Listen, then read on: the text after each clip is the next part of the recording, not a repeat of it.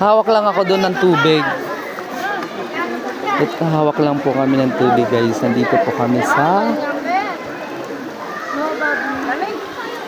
Ito po kasi guys, sagrado yan guys.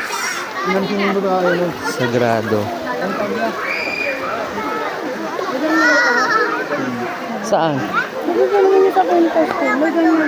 Yan?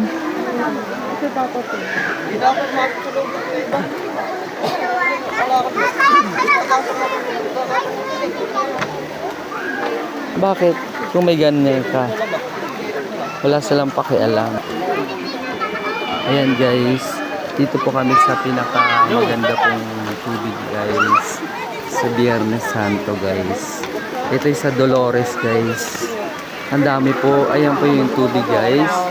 Blessing po yan guys.